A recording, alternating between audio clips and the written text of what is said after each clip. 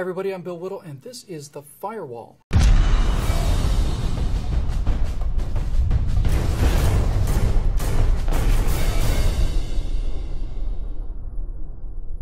Even before the recent Israeli ground and air operations in Gaza, the BDS movement, that would stand for Boycott, Divestment and Sanctions, was gaining traction not just in France or Germany or Oman, right here in America.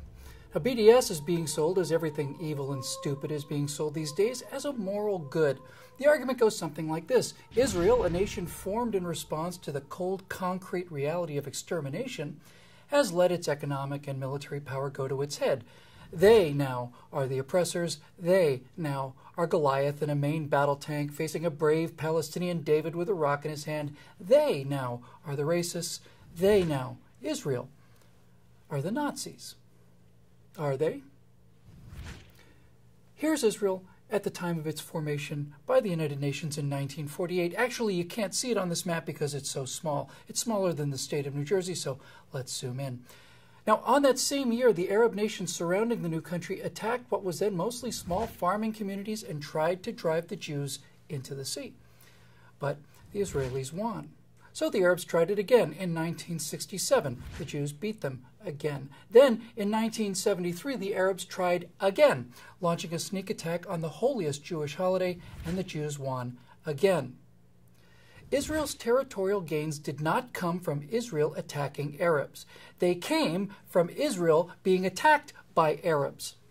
And Israel has always tried to give the land back in exchange for peace, as it did when it voluntarily returned the Sinai Peninsula, which is bigger than all of Israel itself, back to the Egyptians who tried to attack them from the Sinai Peninsula. And likewise now, they gave the Gaza Strip back to the Palestinians who had attacked them from the Gaza Strip.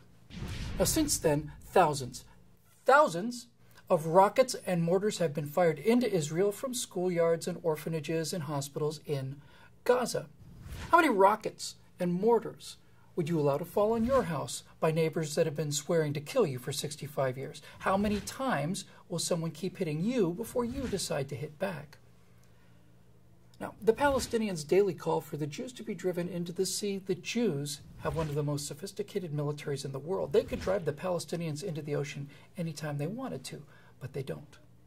The instant that Hamas or Hezbollah gets their hands on a nuclear weapon, they will do with it what they do every day with their rocks and mortars and missiles. They will use it on Israel.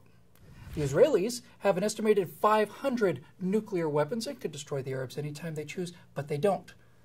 Those are not Nazis. Those are moral, civilized people.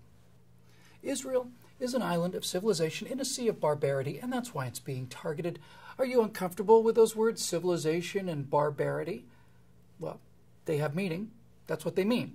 In Israel, women can do whatever they please, including leading the state of Israel. In the surrounding Arab nations, women are treated as chattel. They're just property, useful for creating sons and carrying things. In Israel, homosexuals are tolerated and celebrated as individuals. Why? Just as if they were real people. In the surrounding Muslim nations, they're hung from construction cranes in public squares. In Israel, scientists at the University of Haifa are studying inhomogeneous tachyon dynamics. The latest scientific invention in the Arab world is a buzzer that goes off when a Muslim falls asleep against his prayer rug. Boycott, divestment, and sanctions was used in the main successfully against racist South Africa, but racist South Africa used brutal force to suppress people along racial lines. Israel, on the other hand, is the only nation in the entire Middle East where Arabs have a free and fair vote. Israel allows Israelis of any ethnicity to be elected to the Knesset, the Israeli parliament, including Arabs. So, if you're in favor of equal rights for women, legal protections for homosexuals, advances in science, the arts and medicine, and political access and personal rights guaranteed by law, then yes, you definitely should support boycott, divestment, and sanctions for every nation in the region except Israel.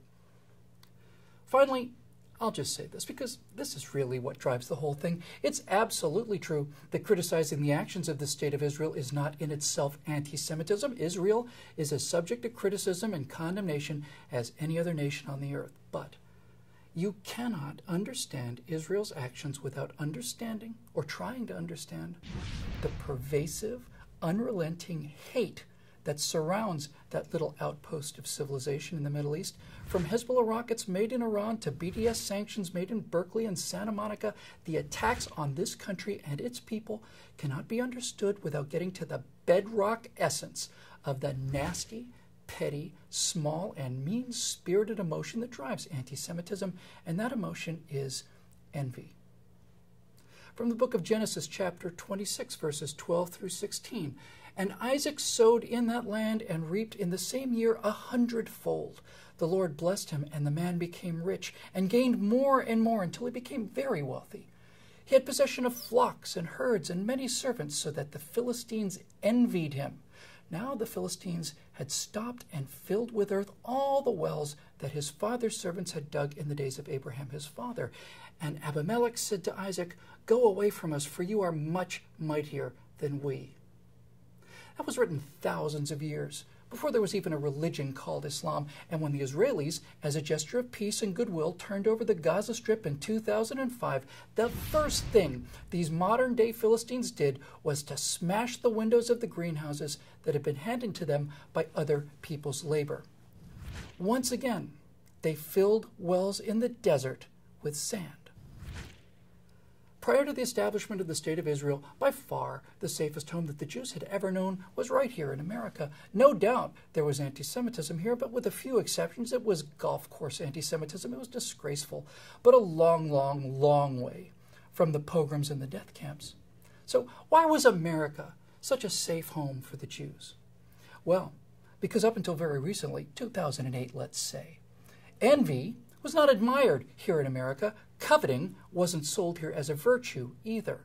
So, to those American Jews who watched through the 1930s and 40s and ask, how could they have let that happen? I would simply say, how can you let this happen? Why do so many of you vote for this to happen? Why do you pay for it to happen? Tea Party conservatives like me, genuine friends of Israel and the Jewish people, look at you and think it's obvious you've lost your minds. Have you lost your souls as well?